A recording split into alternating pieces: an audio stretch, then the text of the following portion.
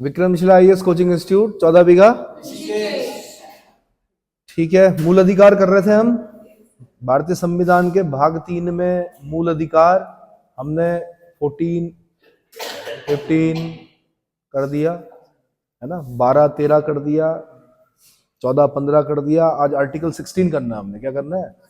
Article 16 लोक नियोजन के विषय में अवसर की समता, equality of opportunity in matters of public employment, यानी लोक नियोजन के विषय में अवसर की समता। There shall be equality of opportunity for all citizens in matters relating to employment and appointment to any office under the state. ठीक है, हिंदी में बोलेंगे तो लोक नियोजन में अवसर की समता की प्रत्याभूति प्रदान करता है। कौन सा आर्टिकल? आर्टिकल 16। अगर बैरेक्ट में पढ़ेंगे आप तो राज्य के अधीन किसी पद या नियोजन या नियुक्ति के संबंध में संबंधित विषयों में सभी नागरिकों के लिए अवसर की समता होगी, ऐसा बोल रखा है। बहुत सारे सब पार्ट्स हैं उसके आर्टिकल 16 के, बट मैं उसको आसान भाषा में एक्सप्लेन कर रहा हूं। ठीक है, तो लोक नियोजन में अवसर की समता की प्रत्याभूति, प्रत्याभूति बोलते हैं गारंटी, प्रत्याभूति मतलब गारंटी प्रदान करता है। कौन? Answer article 16। क्वेश्चन ऐसे ही पूछेगा कि कौन सा आर्टिकल लोक नियोजन में अवसर की समता की प्रत्याभूति प्रदान करता है? आर्टिकल 16 करता है। इतना क्लियर हो गया। आर्टिकल 16(1) और 16(2) में अवसर की समता के सामान्य सिद्धांतों का उल्लेख किया गया है, जबकि 16(3), 16(4), 16(5), 16(6) उसके अपवाद है। मूल अधिकारों की एक विशेषता है, जब हम हेडिंग पढ़ रहे होते हैं तो हम बोलते हैं लोक नियोजन के विषय में अवसर की समता, सबको समान अवसर मिलेंगे। क्या मिलेंगे? 1, 2 तक तो सही रहता है, 3 के बाद फिर क्या होने लग जाते हो कि नहीं भाई ये एक्सेप्शन है, 4 में फिर और एक्सेप्शन है, 5 में और एक्सेप्शन है, 6 में और एक्सेप्शन है। तो उस तरह से लगता है कि यार इसमें जो इसकी हेडिंग है और जो उसके अंदर के पार्ट्स हैं जो बाद में जोड़े गए, वो उसकी क्या मतलब जो भावना है वो क्या हो जाती है, एक तरह से अलग हो जाती है फिर। बट हमने क्या बोलना, आर्टिकल 16 लोक नियोजन के विषय में अवसर की समता। इतना समझ में आ गया।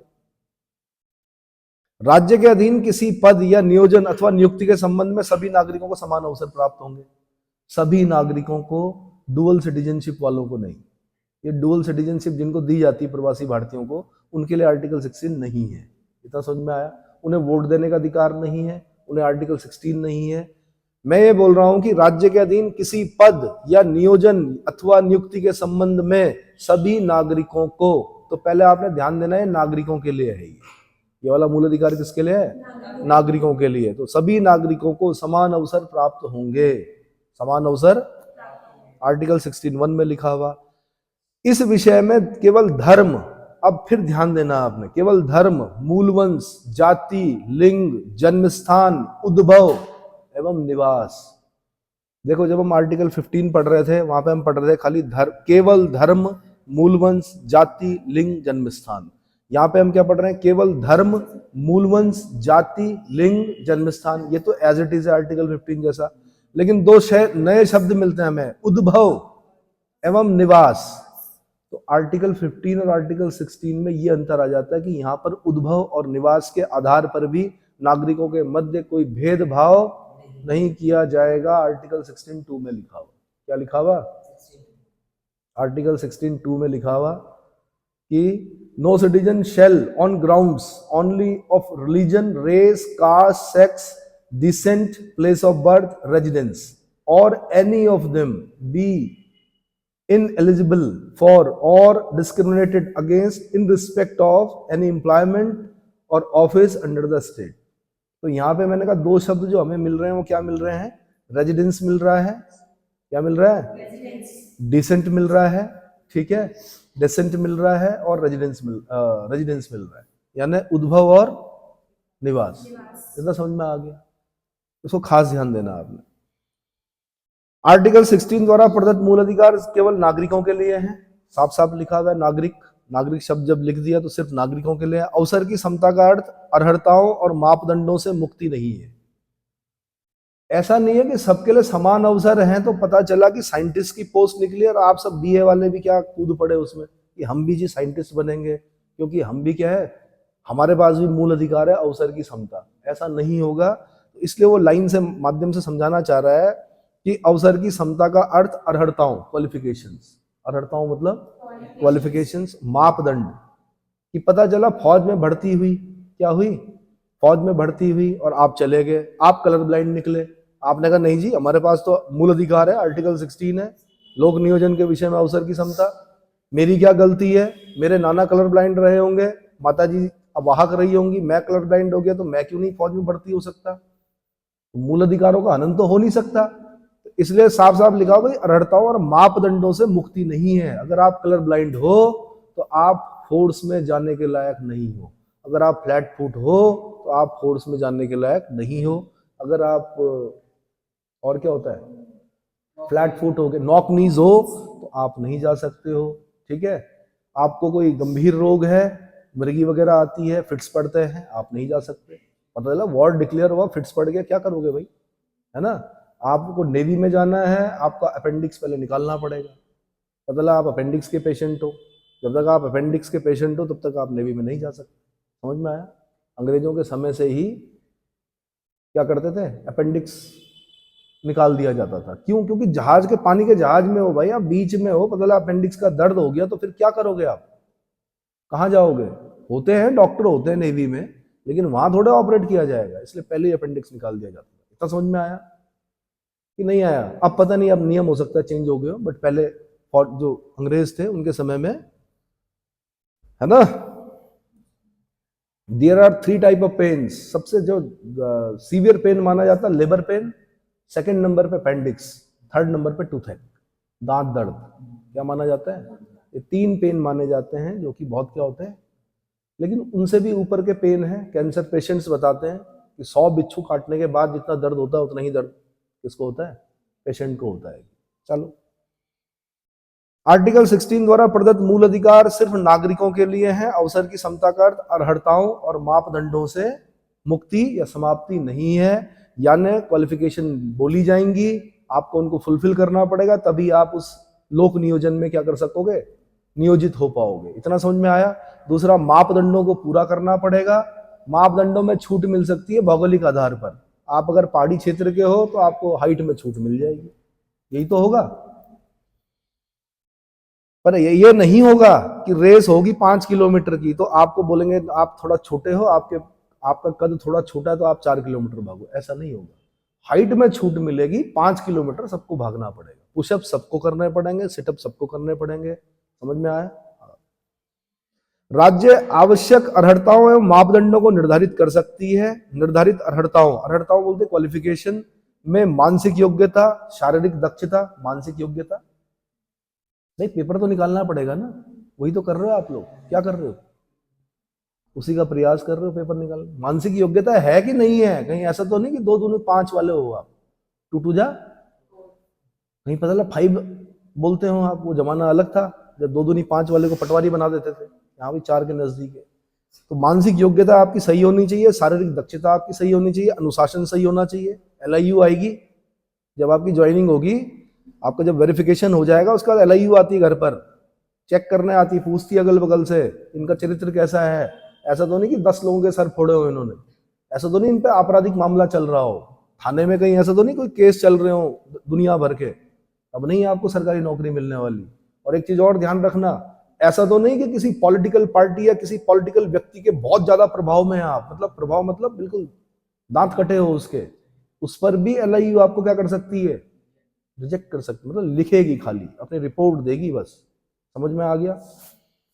शारीरिक दक्षता, अनुशासन, नैतिक स्तर आपका सही है कि नहीं है, ठीक है, जनहित आदि रखा जा सकता है। अर्हता पद की प्रकृति के अनुसार होना चाहिए और मनमाना नहीं होना चाहिए। क्या होना चाहिए भाई, कई पेपर आप देखते होंगे वहां पे टाइपिंग स्पीड मांगते हैं। अब भाई जहां टाइपिंग तेज करनी है तो वहां पे तेज मांगा जाएगा, जहां पे 4000 की पंचिंग से काम चलेगा वहां 4000 मांगी जाएगी, जहां पे 8000 की मांगी जाएगी तो वहां पे 8000 की करनी पड़ेगी। जहां शॉर्ट हैंड चलेगा, जहां पे शॉर्ट हैंड से काम होता होगा वहां पे शॉर्ट हैंड चलेगा। अब आप बोलेंगे जी मैं तो आंसू लिपिक हुई नहीं, तो सीखो ना, 2 साल लगते हैं, 1 साल लगता है शॉर्ट हैंड सीखने में। और पहले सचिवालय में और विधानसभा में कोई पेपर नहीं होता था अगर आप आंसू लिपिक हैं। आंसू लिपिक समझते हो, शॉर्ट हैंड वाले हो तो गजेटेड पोस्ट मिलती थी किसी जमाने में, गजेटेड ऑफिसर होता था। सिर्फ क्या होना चाहिए था, आपका शॉर्ट हैंड बहुत स्पीड होनी चाहिए थी आप, उत्तराखंड में क्वेश्चन भी बनता है कि आशुलिपिक में Guinness world book of record में किसी का नाम दर्ज है। देखना जरा कौन थे वो। जोशी जी थे कोई, गोपाल जोशी, कैसा था नाम?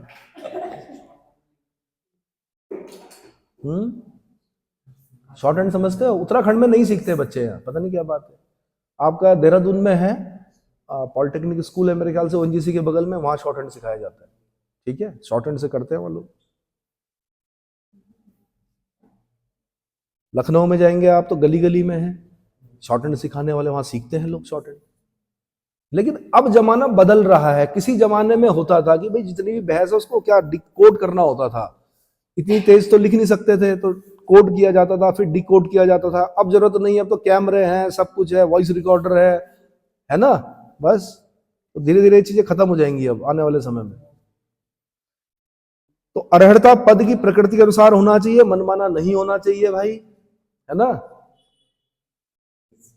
मनमाना मतलब, हाँ जी, मनमाना मतलब कहीं हमने बोल दिया कि भाई पुलिस की भर्ती निकली है, हाइट कम से कम 6 फुट, 6 फुट नहीं 7 फुट होनी चाहिए, तो फिर तो एक ही आदमी निकलेगा खाली, है ना।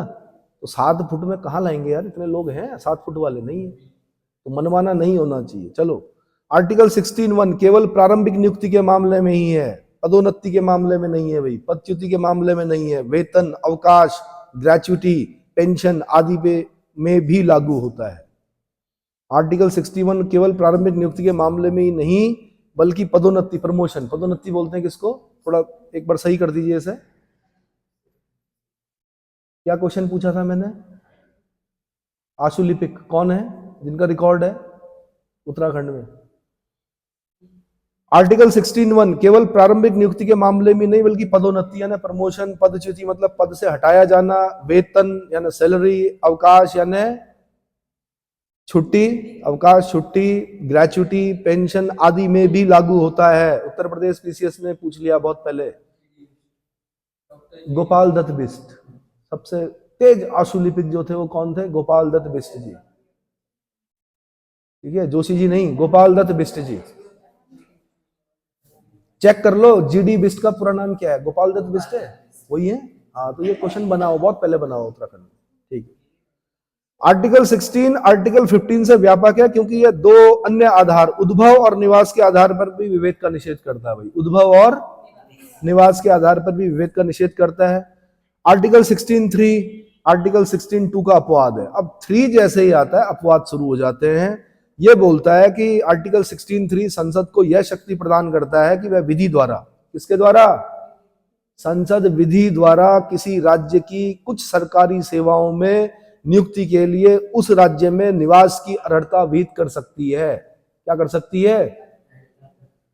ये मूल निवास का जो मुद्दा चल रहा है इसलिए चल रहा है भाई, क्योंकि संसद क्या कर सकती है कि विधि द्वारा किसी राज्य की कुछ सरकारी सेवाओं में नियुक्ति के लिए उस राज्य की निवास की अर्हता विहित कर सकती है ना, डोमिसाइल क्या कर सकती है? संसद। लेकिन कौन? संसद। डोमिसाइल क्या कर सकती है? और ऐसा किया है इन्होंने। इस शक्ति के प्रयोग में संसद ने लोक नियोजन निवास संबंधी अपेक्षाएं अधिनियम 1957 पारित किया। देखो कुछ जगहों पर था ये, अब उन जगहों से भी हट चुका है। जैसे मुझे लगता है कि आंध्र प्रदेश में था, मेरे ख्याल से हिमाचल प्रदेश में था, लेकिन बाद में हटाना पड़ा। बाद में क्या करना पड़ा? हटाना पड़ा। उक्त अधिनियम द्वारा, हाँ लिखा है, उक्त अधिनियम द्वारा आंध्र प्रदेश, सुनिए, आंध्र प्रदेश, मणिपुर, त्रिपुरा, हिमाचल प्रदेश। मैं यहां से क्वेश्चन बनाता भाई। शुरू में हिमाचल की जो जॉब्स थी सिर्फ हिमाचल के लोगों को मिल सकती थी। किसको मिल सकती थी? वो भी उनका भी मूल निवास जो कानून है वो बहुत कठोर है भाई, बहुत पहले का है। वहां पर बाहर का व्यक्ति वहां भले ही 50 साल से 80 साल से रह रहा हो, लेकिन अगर वो मूल निवास की उस पर नहीं आता है तो ना तो वो वहां पर जमीन खरीद सकता है, ना ही वो वहां पर उस जमाने में वो जॉब नहीं कर सकता था। लेकिन इसको बाद में हटाया गया। क्या किया गया? तो आज आप देखते होंगे कि हिमाचल पीसीएस होता है सभी के लिए, क्या है? ओपन। ठीक है, ये अलग बात है कि मैंने कहा कुछ इच्छा शक्तियां होती हैं कुछ राज्य की, उनका मानना यह है कि भाई अदर स्टेट वाला उतनी अच्छी सेवा नहीं दे पाएगा, और वास्तव में नहीं दे पाएगा। बहुत दुर्गम क्षेत्र है हिमाचल में, है ना। पता चला आपकी नियुक्ति हो गई कहाँ? कौन सा दर्रा हो? रोहतांग दर्रा। के आसपास कहीं आपकी नियुक्ति होगी, क्या आप सेवाएं दे दोगे? अगर आप आंध्र प्रदेश के हो या आप बहुत मैदानी इलाके को, नहीं दे पाओगे, दिक्कत हो जाएगी। ठीक है, तो वो क्या करते हैं, उनके जो क्वेश्चन पूछने के तरीके हैं वो ऐसा है कि वो हिमाचल का बच्चा ही क्या कर सकता है उसको। मैंने कहा नहीं आपको, हमने ऐसे भी पेपर देखे जिसमें 20 क्वेश्चन 25 क्वेश्चन शिमला के अंदर के थे, तो वो शिमला वाला ही जान सकता है भाई, या तो फिर पढ़ना पड़ेगा बहुत ज्यादा। ठीक है अच्छा जी, तो निवास आवश्यक बनाया गया, किंतु कुछ वर्ष पश्चात लोक नियोजन में उम्मीदवारों की कमी तथा राज्य पुनर्गठन के कारण वर्ष 1974 में इस अधिनियम को समाप्त कर दिया गया। क्या कर दिया गया? 1974 में समाप्त कर दिया गया। यद्यपि वर्तमान में आंध्र प्रदेश एवं तेलंगाना में अनुच्छेद 371D के विशेष प्रावधानों के कारण उक्त कानून लागू है। अब आपने क्या करना, अभी आपको सिर्फ 370 पता है, 371 तो पता ही नहीं है आपको। 371 जब आप देखेंगे, यूपीएससी बार बार वहां से क्वेश्चन पूछ रही है। 371 जो विशेष दर्जा है ना, विशेष दर्जा, उसमें आपने क्या करना है कि 371 में भाई कुछ चीजें अभी याद कर लो। अगर यहाँ पे आ गया है ये, तो मैं आपको बता देता हूँ कि 371 में क ख ग घ क्या करना है, आपने याद करना है। क्या करना है? सिर्फ कुछ नहीं करना है, स्टेट याद करनी है आपने। क्या करनी है? स्टेट याद करनी है कि 371 ए में कौन है, 371 बी में कौन है, 371 डी में कौन है ना। तो मैं बता देता हूं आपको। देखो भाई, 371 में है आपका महाराष्ट्र और गुजरात राज्यों के संबंध में विशेष उपबंध। किसके?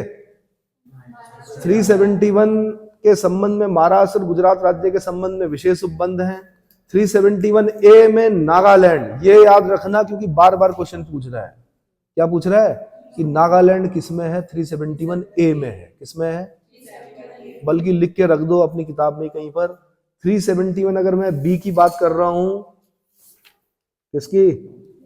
371 बी की बात कर रहा हूं, तो 371 बी में कौन आ रहा है? असम राज्य आ रहा है। कौन आ रहा है? असम। याद हो गया? सबसे पहले हमने क्या पढ़ा? 371 में हमने पढ़ा महाराष्ट्र और गुजरात, 371 ए में पढ़ा हमने नागालैंड, 371 बी में पढ़ा हमने असम पढ़ा, 371 सी में हमने पढ़ा मणिपुर, 371 सी में क्या पढ़ना है? मणिपुर। 371 डी में पढ़ना है आंध्र प्रदेश एवं तेलंगाना, आंध्र प्रदेश एवं तेलंगाना। अब ये बता रहा हूं मैं आपको कि क्योंकि 1974 में सारी जगह से खत्म हो गया, लेकिन आंध्र प्रदेश और तेलंगाना के लिए आर्टिकल 371D विशेष प्रावधान के कारण उक्त कानून लागू है। इसीलिए कई बार कुछ पद ऐसे होते हैं जहां पे साफ लिखा होता है आंध्र प्रदेश और तेलंगाना वालों के लिए नहीं है, क्योंकि वहां आपको संरक्षित किया गया है। तो आप फिर इधर भी क्या, तो ऐसा नहीं होगा ना अपनी रख पराई चक, है ना। अपनी रख पराई चक समझते हो? अपनी टॉफी तो, दूसरे की टॉफी तो खा ली है, अपनी जेब में डाल दी, ऐसा नहीं चलेगा, है ना। तो मैंने कहा 371 डी में क्या? आंध्र प्रदेश और तेलंगाना राज्य है भाई। ई में भी लगभग, ई में देखिए, ई में क्या है? 371 ई में क्या है? हाँ, आंध्र प्रदेश में केंद्रीय विश्वविद्यालय की स्थापना। ई में क्या है? एस्टेब्लिशमेंट ऑफ सेंट्रल यूनिवर्सिटी इन आंध्र प्रदेश। फिर भाई एफ में, एफ याद करना है आपने, सिक्किम। एफ क्या है? सिक्किम। उसके बाद एफ के बाद, एफ के बाद जी। जी में क्या है? अरे 3-3 4-4 पन्ने हैं। अगर उत्तराखंड को मिल गया 371, तो फिर तो यहाँ के कानून ऐसे होंगे कि आप सोच भी नहीं सकते। फिर ये जितनी भी घटनाएं घटित हुई है ना, फिर तो जब एक्ट लगते हैं तो फिर नॉन, मतलब फिर छूट नहीं सकता अपराधी। जितनी भी बालिकाओं के साथ जो अपराध हुए हैं ना, फिर वो नहीं हो सकते, और अगर हो गए तो फिर समझ लेना कि फिर वो जीवन पर्यंत नहीं छूट सकता। अगर इसमें हो, अगर उत्तराखंड, किसमें? 371 में। ऐसे 371 जी भाई मिजोरम, 371 जी में क्या है? मिजोरम। 371 एच में क्या है? अरुणाचल प्रदेश। क्या? अरुणाचल प्रदेश। उसके बाद 371 आई में कौन है? यार गोवा को क्यों दिया यार आपने? क्या मतलब है? आपने गोवा को भी क्या कर दिया? सिर्फ इसलिए कि वहां पे पुर्तगाली थे। चलो 371 जे में कौन है? कर्नाटक। और उसके बाद ये लिस्ट क्या हो जाती? खत्म हो जाती है। तो ठीक है, हमने माना कि अरुणाचल प्रदेश, नेफा, नॉर्थ ईस्ट फ्रंटियर एजेंसी करके चाइना बॉर्डर लगी हुई, तो उत्तराखंड से भी तो लगी हुई, उत्तराखंड को क्यों नहीं? ठीक है, तो जब आप इसकी डिटेल को पढ़ लोगे तो उसके बाद आप भी चाहोगे कि आपका उत्तराखंड भी क्या है 371 उसको क्या मिले, 371 में क्या जोड़कर, जे तक हमने पढ़ लिया, जे में क्या पढ़ा, कर्नाटक, जे के बाद क्या आता है, के, तो के में क्या कर दो, तो करो, प्रयास करो, है ना। अपनी तो जैसे तैसे, ऐसे नहीं तो वैसे कट जाएगी, आपका क्या होगा जनाबे आली।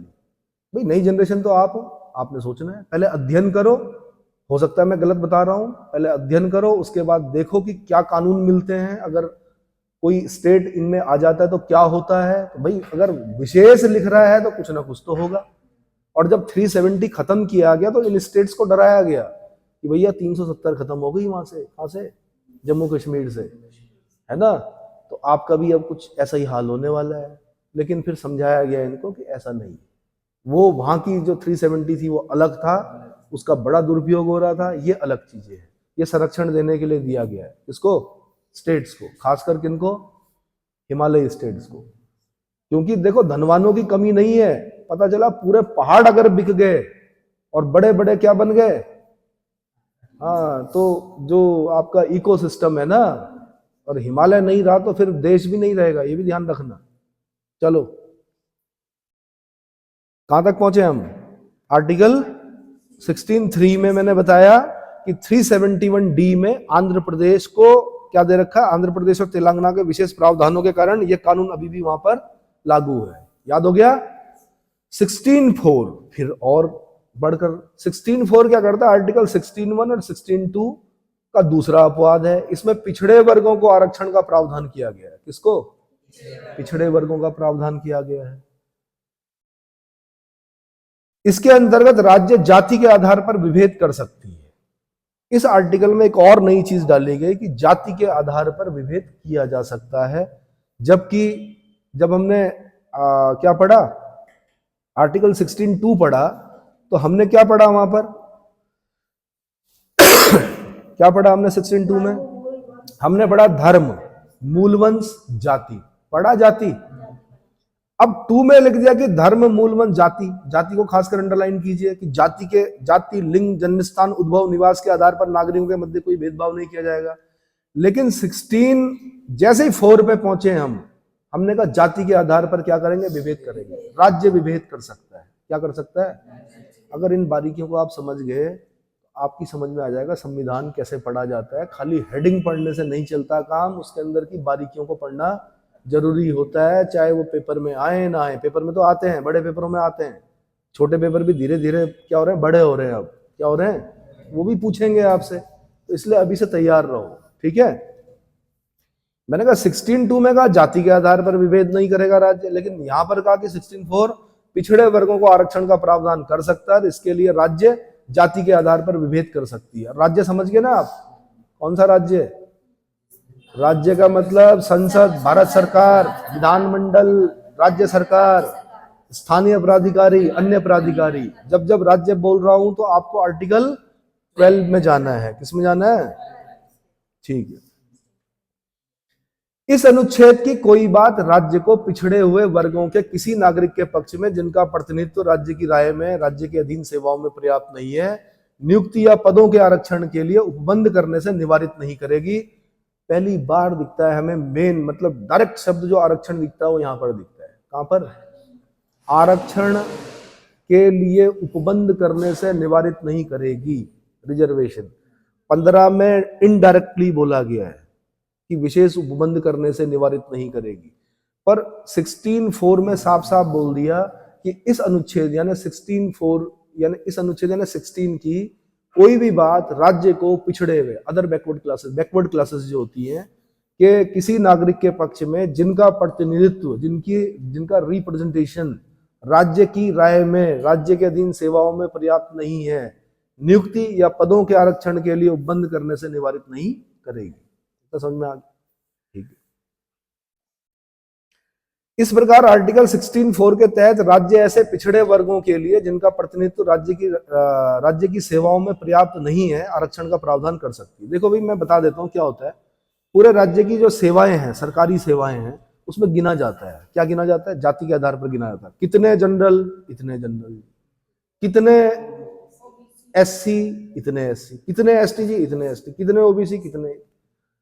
इवन कुछ सरकारों ने मुस्लिमों का प्रतिनिधित्व भी जांचने की कोशिश की। सच्चर कमीशन बनाए, उसने कहा कि मुस्लिमों का कितना प्रतिनिधित्व। तो मुस्लिमों का एक कंसेप्ट होता है, क्योंकि ज्यादा विवाह होते हैं, ज्यादा बच्चे होते हैं, सर्वाइवल ऑफ द फिटेस्ट की थ्योरी लगती है। बचपन में ही क्या कर देते हैं, ज्यादा पढ़ाते लिखाते नहीं है। कुछ लोग लिखाते पढ़ाते हैं भाई, मैं ये नहीं बोलूंगा कोई नहीं, लेकिन अधिकांश जो है, क्योंकि संख्या क्या है, ज्यादा है बच्चों की, तो क्या करते हैं, छोटे में ही थोड़ा सा जैसे चलने फिरने, बड़ा समझदार हुआ, उसको काम पे लगा देते। काम पे लगा देते तो माना किसी ने लकड़ी का काम पकड़ लिया, किसी ने क्या कर लिया, अलग अलग काम पकड़ लिए। तो वो क्या करता है, वो बचपन से काम करना शुरू कर देता है, कमाना शुरू कर देता है। तो क्योंकि पढ़ाई नहीं करता, तो पढ़ाई नहीं करेगा तो फॉर्म नहीं भरेगा, फॉर्म नहीं भरेगा तो सरकारी सेवाओं में आएगा कहाँ से। तो सच्चर कमीशन की जब रिकमेंडेशन आई तो पता चला मुस्लिमों को तो बहुत कम प्रतिनिधित्व है भाई। तो फिर क्या हुआ कि आरक्षण की मांग उठी, है ना। तो फिर मुस्लिमों को भी आरक्षण क्या होता है, कुछ क्षेत्रों में दिया जाता है। इतना समझ में आया।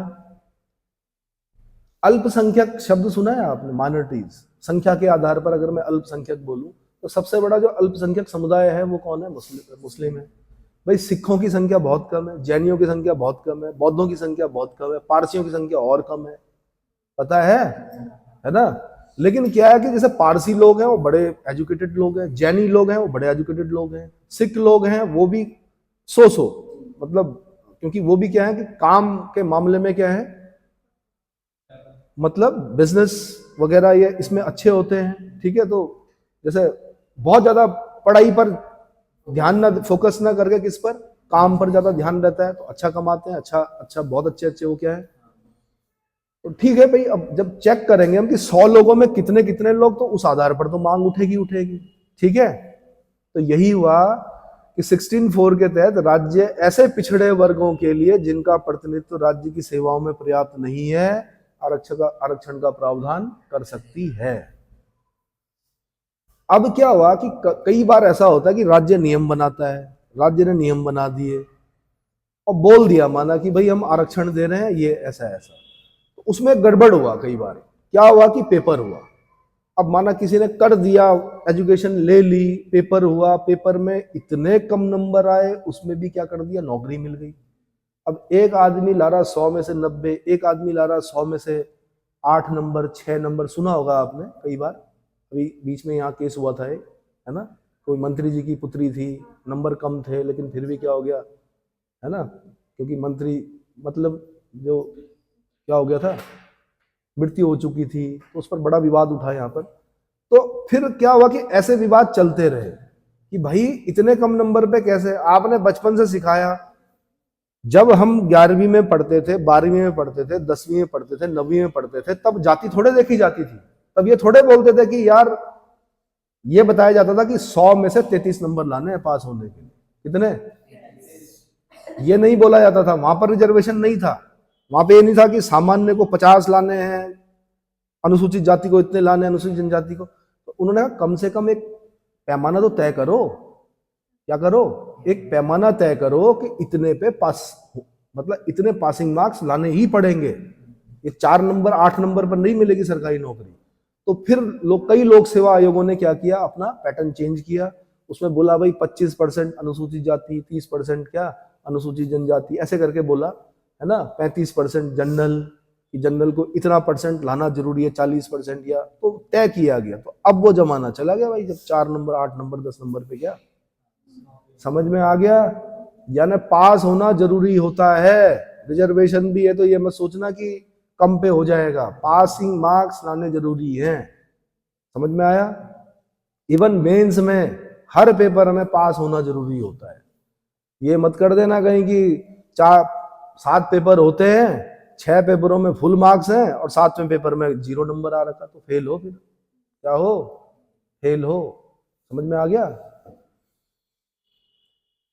तो भाई आर्टिकल 340 के अंतर्गत राष्ट्रपति पिछड़ा वर्ग आयोग की नियुक्ति करता है। पढ़े हो पिछड़ा वर्ग आयोग?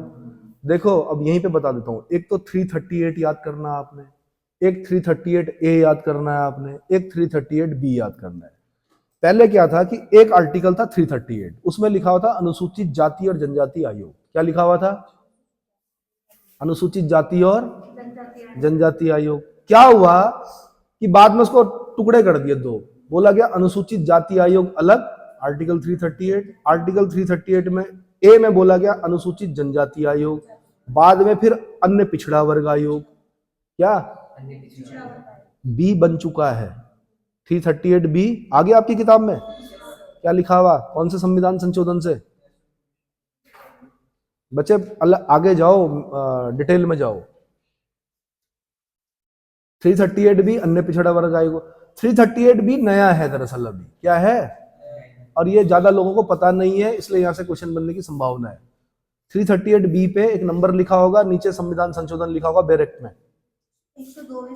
102वें संविधान संशोधन सन 2018 में आया है। क्या आया? अभी पुराने लोगों को ज्यादा पता नहीं है, इसलिए इसको याद कर लो। अन्य पिछड़ा वर्ग आयोग बन चुका है, जबकि पहले 340वां आर्टिकल था एक खाली, उसमें बोला था कि राष्ट्रपति क्या करेगा? पिछड़ा वर्ग आयोग की नियुक्ति कर सकता है, करता है। क्या करता है? करता है, और उसकी रिपोर्ट के आधार पर सरकार पिछड़े वर्गों को विनिर्दिष्ट करती है। किसको करती है? विनिर्दिष्ट करती है। ठीक है भाई। बालाजी के मामले में केवल जाति को पिछड़ेपन का निर्धारण का आधार मानने से इनकार कर दिया गया था। एक केस गया कोर्ट में, बालाजी का मामला था, कोर्ट ने कहा सिर्फ जाति के आधार पर पिछड़ेपन का निर्धारण करना ठीक नहीं है। भाई एक जाति में हो सकता है कि एक इतनी गरीबी का जीवन जी रहा हो, पाशविक जीवन व्यतीत कर रहा हो, जो फुटपाथ पे सो रहा हो, एक ऐसा हो सकता है कि जो महलों में हो, जाति को तो नहीं माना जा सकता। तो लेकिन संसद ने कहा कि भैया आपको पता ही है जब कोर्ट क्या करता है, अपना डिसीजन देता है, तो उससे जो समस्या उत्पन्न होती है उस समस्या को दूर करने के लिए संसद क्या करती है? संशोधन करती है। पर चलो पहले राष्ट्रपति ने क्या किया कि 1978 में क्या किया? मंडल आयोग के मामले में यह अभिनिर्धारित किया गया कि पिछड़े वर्ग को निर्धारण जाति के आधार पर किया जा सकता है। मंडल कमीशन की रिकमेंड, कल मैंने बताया था आपको, 2 कमीशन बने, एक बने थे काका साहब कालेलकर, उसकी रिकमेंडेशन को सरकार ने अमान्य घोषित कर दिया। फिर बना मंडल, मंडल व्यक्ति का नाम है। मैंने कहा था मंडल कमीशन की रिकमेंडेशन को बहुत समय तक सरकार ने लागू नहीं किया। सरकार को पता था कि अगर इस रिकमेंडेशन को लागू करेगी तो क्या होगा? बवाल होगा, और कोई भी सरकार नहीं चाह रही थी कि क्या हमारी सरकार क्या हो, गिरे, है ना। लेकिन जब लगा कि यार अब आ गई है सरकार ठीक ठाक, विश्वनाथ प्रताप सिंह ने मंडल कमीशन के रिकमेंडेशन को क्या कर दिया? क्या कर दिया? और जो होता है, अब मैं नहीं जानता अच्छे के लिए होता है बुरे के लिए होता है, लेकिन उत्तराखंड राज्य का निर्माण जो हुआ वो मंडल कमीशन के रिकमेंडेशन की वजह से हुआ। जब मंडल कमीशन की रिकमेंडेशन हुई तो पहले लड़के ने जो क्या कर रहे थे? आंदोलन कर रहे थे, अपने पेट्रोल डाला, आग लगा दी। लगाई तो किसी दूसरे दोस्त ने, बट आग लगा दी। और ये सिलसिला पूरे देश में क्या हो गया? पेट्रोल डाले, जो फ्रस्ट्रेटेड हो चुके थे उन्होंने आग लगा दी। वो आग यहां तक आई। उत्तराखंड के युवाओं ने भी क्या किया? मंडल कमीशन के रिकमेंडेशन का क्या किया? विरोध किया। विश्वनाथ प्रताप सिंह का विरोध हुआ। वो होते होते होते होते वो आंदोलन कब उत्तराखंड राज्य की मांग में कन्वर्ट हो गया? और कन्वर्ट करने का जो श्रेय जाता है वो उत्तराखंड के गांधी इनको जाता है, इंद्रमणि बडोले जी को जाता है। तब जाके जब युवा आ गया, बेरोजगारों का आशीर्वाद मिला और युवाओं का साथ मिला, तब बना उत्तराखंड राज्य। वो भी तब कितने साल लगे? 8 साल लगे लगभग। कितने? 8-9 साल लगे। समझ में आया? ठीक है। तो 340 के अंतर्गत फिर समझो, राष्ट्रपति क्या कर सकता था? पिछड़ा वर्ग आयोग की नियुक्ति कर सकता था, है ना। एक मामला आ चुका था कोर्ट में, बालाजी वाला मामला, उसमें जाति को पिछड़ेपन के निर्धारण का आधार मानने से इनकार कर दिया गया था। 1978 में मंडल आयोग ने अपनी रिकमेंडेशन दी और ये कहा कि पिछड़े वर्ग का निर्धारण जाति के आधार पर किया जा सकता है। इतना समझ में आ गया? जाति भी एक सामाजिक वर्ग है कि क्या है? यह यदि वह सामाजिक और शैक्षणिक रूप से पिछड़ा है तो आर्टिकल 16(4) के प्रयोजनों हेतु पिछड़ा वर्ग होगा, परंतु सिर्फ आर्थिक आधार पिछड़ा वर्ग निर्धारण की कसौटी नहीं हो सकती। किसने कहा? मंडल। उसने कहा सिर्फ आर्थिक आधार पिछड़ा वर्ग निर्धारण की कसौटी नहीं हो सकता। उस जमाने में तो ये कहा इन लोगों ने, और बाद में फिर क्या किया इन्होंने, बाद में माना कि आर्थिक आधार भी क्या होता है, पिछड़ापन का क्या हो सकता है। अरे भाई जब पैसे ही नहीं होंगे तो पिछड़ा नहीं होगा आदमी। तो ईडब्ल्यूएस दिया, इकोनॉमिक वीकर सेक्शन दिया। यहां पर बोल रहे हैं आर्थिक आधार पिछड़ा वर्ग निर्धारण की कसौटी नहीं हो सकता। आपने तय करना है कि आर्थिक आधार पिछड़ापन का कसौटी हो सकता है कि नहीं हो सकता। मंडल सही थे या गलत थे, ठीक है, ये आपने तय करना, ये बाद में होगा। अब मंडल आयोग का मामला, भाई इंदिरा साहनी बनाम भारत संघ, इंदिरा साहनी बनाम भारत संघ, क्या हुआ। आर्टिकल 16(4) पर एक प्रमुख वाद है। इंदिरा साहनी एक बालिका चली गई कहां। इस मामले में पिछड़े वर्ग के आरक्षण के संबंध में महत्वपूर्ण निर्णय दिया गया। मुख्य न्यायाधीश एच.एम. कानिया की अध्यक्षता वाली 9 सदस्यीय पीठ ने 6-3 के बहुमत से अपना निर्णय दिया, जिसके अनुसार पिछड़े वर्ग को दिया गया 27% आरक्षण वैध है। क्या कह दिया, 27% आरक्षण वैध है, किंतु पिछड़ों में, अब देखो यहां पे आया क्रीमी लेयर, पिछड़ों में संपन्न वर्ग यानी क्रीमी लेयर को आरक्षण का लाभ नहीं मिलना चाहिए। क्या नहीं मिलना चाहिए। अब बहुत अच्छा डिसीजन था कि वास्तव में पिछड़ा जाति के आधार पर पिछड़े वर्ग को हम क्या कर सकते हैं, दे सकते हैं, ये भी ठीक है। लेकिन फिर साथ में ये बोला गया कि भाई क्या, ये भी बोल दिया कि 27% आरक्षण वैध है। साथ में बोला क्रीमी लेयर को नहीं देंगे हम। किसको नहीं देंगे। अब देखो इसमें भी एक गड़बड़ होगी, लूप होल्स होते हैं। क्रीमी लेयर में वो लोग तो फंस गए जो सरकारी नौकरियों में थे, कौन, लेकिन जो कैश का काम कर रहे थे उसको कैसे आप क्रीमी लेयर में लोगे। नहीं आया समझ में। भाई टैक्स चोरी तो होती है इस देश में, कहां से तय करोगे आप क्रीमी लेयर हो कि नहीं हो, आप संपन्न हो कि नहीं हो, कहां से तय करोगे, टैक्स से। माना कोई आदमी बहुत समृद्ध है लेकिन उसका स्टैंडर्ड ऑफ लिविंग वैसा ही है, नीचे है, ठीक है, धन बहुत है, भरा हुआ है धन जिसे बोलते हैं, है ना, दिन भर के रोज के 5-10 हजार रुपए कमा रहा है लेकिन टैक्स नहीं भर रहा है। और ऐसे कई काम हैं जो छोटे दिखते हैं, 8-10 हजार रुपए रोज कमाते हैं, स्टैंडर्ड ऑफ लिविंग नीचे ही रखते हैं। ऐसे कई सारे काम हैं, पढ़ाई लिखाई में नहीं है उतना पैसा जितना छोटे कामों में है। समझ में आ रहा है। और वो क्या कर रहा है कि वो ऐसी प्रॉपर्टी भी नहीं ले रहा जैसे क्या जिसमें रजिस्ट्री और दाखिला खारिज होता है, वो ऐसी प्रॉपर्टियां ले रहा है जिसमें कोई दाखिला खारिज नहीं होता, कुछ भी नहीं होता है, और उसने जगह जगह क्या कर रखे हैं। समझ पा रहे हो आप मेरी बात को। तो वो तो बच गया, वो क्रीमी लेयर होते हुए भी क्या उसका लाभ ले रहा है, उसके बच्चे लाभ ले रहे हैं। ये लूप होल हो गया इसमें। चलो, आरक्षण का लाभ नहीं मिलना चाहिए। न्यायालय के अनुसार प्रोन्नति में आरक्षण अवैध होगा, प्रमोशन में अवैध होगा। क्या होगा, प्रमोशन में अवैध होगा। भाई सीधी सी बात है, किसी भी जाति के बच्चे हैं वो जिस दिन नौकरी पे लग गए वो सब समान हो गए, क्योंकि सबको एक जैसा वेतन मिल रहा है, सबको एक जैसा क्या मिल रहा है। अब अगर आप प्रमोशन में रिजर्वेशन लगाओगे तो क्या होगा कि जो जनरल का कैंडिडेट होगा या दूसरा कैंडिडेट होगा वो क्या करेगा, वो काम नहीं करेगा, कार्य दक्षता प्रभावित हो जाएगी। वो बोलेगा जब मेरा प्रमोशन होना ही नहीं है, जब मेरे साथ वाले का प्रमोशन जाति के आधार पर होना, तो मैं काम क्यों करूं। मैं तो चिपक गया ना, सरकार का लग गया, हो गया, गवर्नर के साइन हो गए, बन गया मैं राज्य की सबसे बड़ी सेवा में, मैं काम क्यों करूं, मुझे प्रमोशन नहीं मिलना है। प्रमोशन तो आपकी क्या दक्षता के आधार पर मिलना चाहिए ना, कि आपने कैसा काम किया उसके हिसाब से। तो न्यायालय ने भी अच्छा निर्णय दिया कि प्रमोशन नहीं मिलना चाहिए। प्रमोशन क्या है, प्रमोशन में आरक्षण क्या है, अवैध है, असंवैधानिक है। कुल आरक्षण 50% से अधिक नहीं होगा। साथ में क्या बोल दिया, कुल आरक्षण जो 50% से अधिक नहीं होगा। फिर भी कुछ राज्यों में 50% से अधिक है, तमिलनाडु में चले जाओ आप, वहां 50% से अधिक है। और कई स्टेट्स ऐसी हो गई हैं जिन्होंने 50% से ऊपर कर दिया। यानी सुप्रीम कोर्ट के डिसीजन को एक तरह से विधायिका ने क्या कर दिया, ठीक है। मुकेश कुमार बनाम उत्तराखंड राज्य, भाई 2020 का मामला है। कौन सा, मुकेश कुमार बनाम उत्तराखंड राज्य 2020 के मामले में। ये इंपॉर्टेंट है आपके लिए उत्तराखंड पॉइंट ऑफ व्यू से। सर्वोच्च न्यायालय ने निर्णय देते हुए कहा कि राज्य सरकारें अनुसूचित जाति, अनुसूचित जनजाति और अन्य पिछड़ा वर्ग के लिए आरक्षण के नियमों के अनुसार रिक्त पदों को भरने के लिए बाध्य नहीं है। रिक्त पदों को भरने के लिए बाध्य नहीं है, अर्थात नियुक्तियों एवं पदोन्नतियों में आरक्षण की आवश्यकता है या नहीं, या राज्य सरकार के विवेक पर निर्भर करेगा? क्या करेगा भाई? अच्छा, दो चीजें बता देता हूं। कई बार ऐसा होता है कि हो सकता है कि कुछ पद निकले, 5 पद निकले, 5 पद में क्या ना हो, रिजर्वेशन वाली सीट ना हो। ऐसा होता है कई बार। मुकेश कुमार जी चले गए, सुप्रीम कोर्ट में मामला गया, उसने माननीय उच्चतम न्यायालय ने कहा कि राज्य सरकारें अनुसूचित जाति, जनजाति, ओबीसी के लिए आरक्षण के नियमों के अनुसार रिक्त पदों को भरने के लिए बाध्य नहीं है। अर्थात नियुक्तियों एवं पदोन्नतियों में आरक्षण की आवश्यकता है या नहीं, यह कौन करेगा? राज्य सरकार के विवेक पर निर्भर करेगा। किस पर निर्भर करेगा?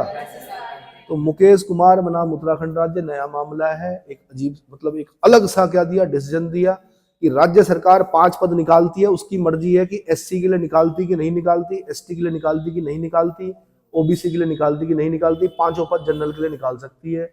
या कई बार ऐसा होता है, समझा देता हूं, माना 10 पद हैं, 10 पद में 5 पद रिजर्व हैं, और क्या हुआ कि 5 पद में नहीं मिले उस तरह के कैंडिडेट, पहुंचे, इंटरव्यू तक पहुंचे, आउट हो गए, 5 पद वो क्या रह गए? खाली रह गए। क्या रह गए?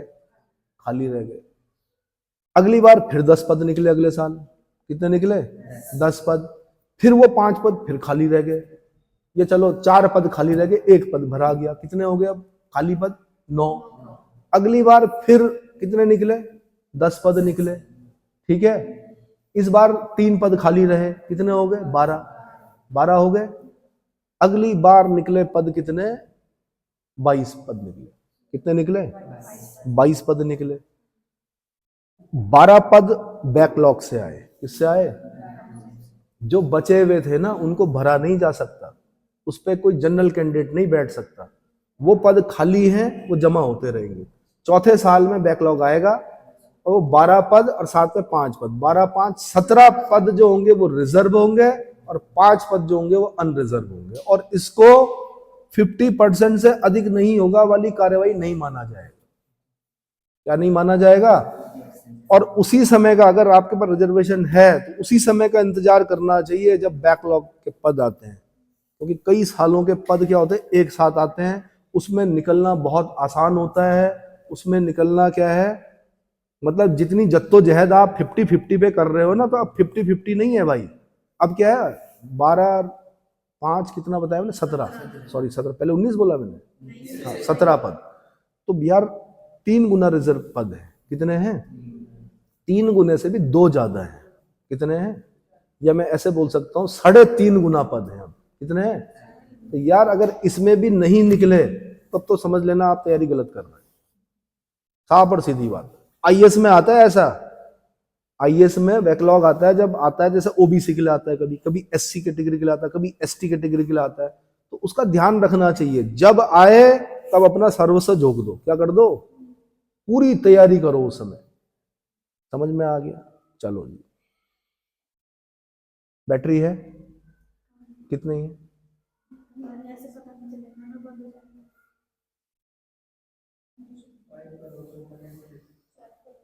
तो ठीक है, मैं इतना ही कर रहा हूं। अभी 16.4 कॉ है भाई, 16.4 खॉ है, 16.5 है, 16.6 है। इसको अगले वीडियो में बता देता हूं मैं, ठीक है। बंद कर दो।